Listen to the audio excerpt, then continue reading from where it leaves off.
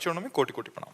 महाराज जी, मेरे मन में एक भय है। जैसे कि मैं किसी एग्जाम की तैयारी कर रही हूँ, तो मुझे भय है कि यदि मैं उस एग्जाम में पास नहीं हो पाई तो मेरे जीवन में कुछ करने का उद्देश्य खत्म हो जाएगा। अब मैं सभी विद्यार्थियों की तरफ से ये पूछना चाहती हूँ कि इस भय को कैसे दूर कर सकते हैं और अपने जीवन के उद्देश्य कायम रख बच्चा, सकते हैं हमारे कैसे? पास तो एक ही उपाय है कि अगर भगवान का भरोसा हो जाए तो भय खत्म हो जाए। कि अगर मैं फेल भी हो जाती हूं तो भगवान मेरे है ना, कोई ऐसा उपाय करेंगे जिससे मेरा मंगल हो जाएगा। फेल हो जाने का भय पहले आपने स्वीकार कर लिया, पहली हार तो आपने स्वीकार कर ली, पहले ही सोपान जो जीत की है वो आप हार चुके हैं। नहीं, मैं पूरा प्रयास करके पढ़ूंगी, मैं अपने विषय में परिपक्व होंगी, और मैं कैसे फेल होंगी? अंतिम समय तक परीक्षा के हम यही सब, मैं जीतूंगी, मैं जीतूंगी, मैं विजय को प्राप्त होंगे, मैं पास होंगे। और जब फेल हो गए तो हमें विचार करना त्रुटि कहाँ हुई, कौन से अभ्यास में त्रुटि हुई। अब अगले वर्ष मैं ऐसा पढ़ूंगी कि नंबर 1 में आऊंगी। हार तो हमें स्वीकार ही नहीं करनी। हम अपने जीवन की बात करें, हार स्वीकार करना हमारे स्वभाव में नहीं। नहीं, जिद्दी स्वभाव, हार स्वीकार नहीं करना। अगर हमें कहीं भी हार लगती है तो हम उस कमी को देखते हैं, 100 बार उस कमी को ठीक करने की कोशिश। अगर 100 बार हारेंगे तो हम स्वीकार नहीं करेंगे मैं हारा हूं। नहीं, मैं एक दिन जीतूंगा, मैं ये कमी को दूर करूंगा, आगे बढ़ूंगा। अब जैसे विद्यार्थी पहले से डर गया, अब वो इतना घबराया हुआ तो जरूर कमी कर देगा। घबराया हुआ आदमी कहीं सफल नहीं होता, हमारी बात समझना। चाहे खेल में हो, चाहे पढ़ाई में हो, या किसी भी हो, थोड़ा निर्भय होना चाहिए। घाटा हो गया, अब क्या होगा? अब वो इसी चिंतन, निगेटिव चिंतन क्यों करते हो? घाटा होगा तो देखा जाएगा। एक बार हम देखते हैं इसको, हम अपने भाव को देखें। तो हमें पहली हार तो ये हमारी हो गई जो मैं भयभीत हो गया। और ये हार इतनी बुरी होती है कि वो पहले से भयभीत, आखिरी में जब भयभीत होता है तो हार गया, मान लो फेल हो गया। अब उसको कई चिंतन, माता पिता का इतना पैसा लगा, वो क्या डांटेंगे, और हमसे जो कमजोर मित्र है वो तो पास हो गए, ये सब मेरा उपहास करेंगे, और उसको लगता है मैं कर लूं क्योंकि इन सबसे बच जाऊंगा। ये बातें नहीं होनी चाहिए, ये बातें नहीं। एक वीर बहादुर की तरह उत्साह संपन्न रखो। पढ़ाई में आपने कमजोरी की है तभी आपको भय लग रहा है, ये कैसे लग सकता है? अगर आप संयम से चल रहे हैं, आपको सच्ची बताता हूं, अगर आप ब्रह्मचारी हैं, संयम से चल रहे हैं विद्यार्थी जीवन में, तो कोई भी पूरी बुक का बुक बोल दो और 10 बार सुनाओ और इसके बाद हमसे सुन लो। अगर आप ब्रह्मचर्य नहीं हैं तो स्मृति आपकी क्षीण हो जाएगी, फिर पकड़ नहीं पाएगी।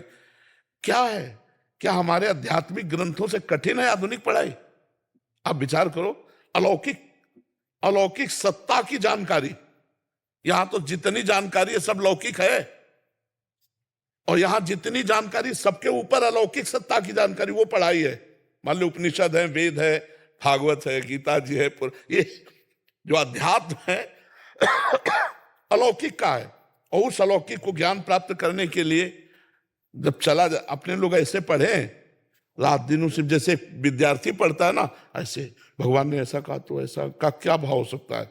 अब खूब नाम जप कर रहे हैं, उसी का चिंतन कर, फटाक से शब्द आ गया, अच्छा इसका मतलब ये होता है। धीरे धीरे धीरे धीरे धीरे वो एक ज्ञानी महात्मा बन जाता है। कक्षा 9 पढ़े हैं, वो एक ज्ञानी महात्मा बन जाता है। आप प्रश्न बोलो, उत्तर ले लो। वो क्या हुआ? एकांतिक चिंतन हुआ, तत्व का चिंतन हुआ, विचार हुआ। अगर आप अपनी पढ़ाई में तन्मयता करेंगे, पूरे ग्रंथ को याद कर सकते हैं। कहीं से भी प्रश्न आवे तुरंत उत्तर लीजिए। आप में इतनी क्षमता है, पर उस क्षमता को गंदे आचरणों में खो दिया जाता है। ये जो आजकल चला है ना, गर्लफ्रेंड बॉयफ्रेंड और ये सब दलित दुराएं, ये कभी बच्चों में ना आवे। हम तो कहते हैं जो बच्चे बच रहे हैं उनसे प्रार्थना है कि कभी स्वीकार मत करना, और आगे जो बच्चे निकल चुके हैं इस मार्ग में वो लौट आवे। ये बहुत गलत मार्ग है, इससे तुम्हारी स्मृति नष्ट हो जाएगी, तुम्हारी हृदय शक्ति कमजोर हो जाएगी। अभी बच्चे हो, ये अवस्था के अनुसार होता है। जब 20-22 अवस्था में ब्याह हो जाए फिर गृहस्थी में जाओ, तब वो अपने धर्म का प्रयोग करो। ये ऐसे नहीं करना चाहिए। और ये भय आदि जो है ना, इनको छोड़ो, पढ़ाई में मन लगाओ। हम पास क्यों नहीं होंगे? मेहनत किया है भाई, क्यों नहीं पास होंगे? ऐसा कोई प्रश्न नहीं आता जो हमारे सब्जेक्ट से बाहर हो। आप विचार करो, हमने अपने सब्जेक्ट की तैयारी क्यों नहीं की? ये हमारी कमी है। अगर वो ऐसा प्रश्न दे जो सब्जेक्ट से बाहर हो, तब तो भाई अब मतलब हम असमर्थ हैं कि पता नहीं क्या प्रश्न आएगा, लेकिन हमारे टीचर जो हमें पढ़ाए हैं उसी में आएगा, आता है ना। तो हमने अपना सब्जेक्ट क्यों तैयार नहीं किया, हम अपने विषय में क्यों प्रमाद किए, और फिर भय कर रहे हैं, तो भय तो फिर लगेगा ही नहीं। हमें तो कंठस्थ होना चाहिए। मतलब आप समझो, अगर आप ब्रह्मचारी हो तो ग्रंथ का ग्रंथ कंठस्थ कर सकते हो, कोई परेशानी नहीं होगी दिमाग में। आज जो बच्चे कहते हैं ज्यादा पढ़ो तो सर दर्द करने लगता है, आंखें कमजोर है, ब्रह्मचर्यहीनता, खुली बात कह रहे, ब्रह्मचर्यहीनता। अगर ब्रह्मचर्य पुष्ट रखोगे कभी नहीं ऐसा बात आएगी।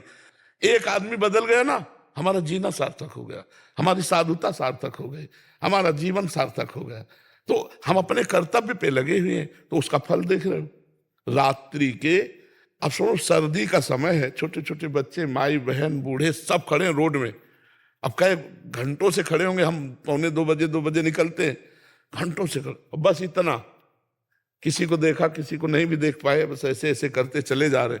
क्या है, अगर कर्तव्य किया तो इतने लोग प्यार दे रहे हैं, भगवान इतने रूपों में आकर हमें प्यार दे रहे हैं, तो अपने कर्तव्य का पालन करो, प्रमाद मत करो, तो विजय होगी, निश्चित विजय होगी।